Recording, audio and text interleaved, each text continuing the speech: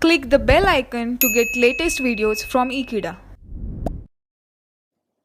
Hello friends, today we will discuss about the structure of a disk, how the rotation of the tracks, sectors and cylinders are maintained, and how the logical disk is mapped to the physical blocks of disk in data. We will discuss about the procedures today.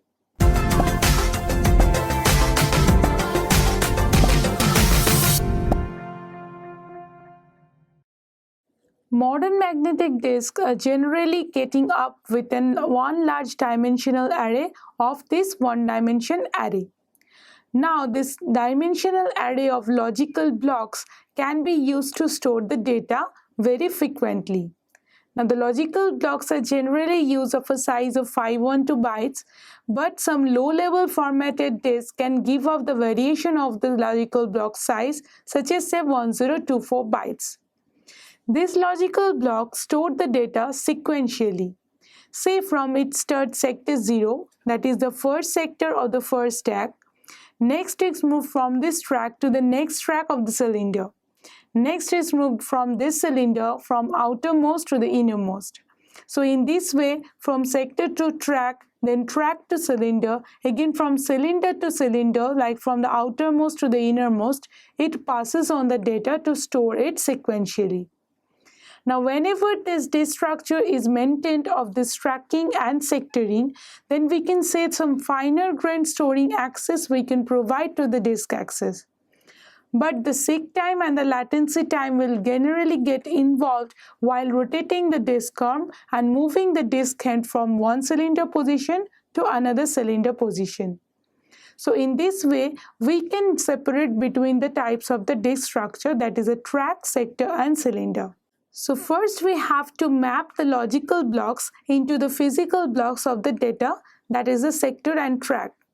And this mapping, at least in theory, can convert the data very logically, efficiently, reliably and smoothly from one sector to another sector, to track and then to the cylinder, for instance. This translations becomes problematic because of the two reasons. The first reason is that some tracks may have some defective sectors, but the translations, while we are mapping these logical blocks to the sectors, then these defective sectors are not identifiable, and thus it cannot recognize any type of the blocks within the sectors. And next reason is the sector differences or variations in numbers of sectors between the disk. Let's simplify this second example or the reason very elaboratively. Say we can have a numbers of sectors that is higher on the outer side as we are moving from the center to the far away from a circular disk. So we can have at the outermost diameter the highest number of sectors, and the innermost diameters has the lowest number of sectors. So there should be the disk access rate that should be decreased to get the actual disk address comparison between this reliability of the two sector sizes.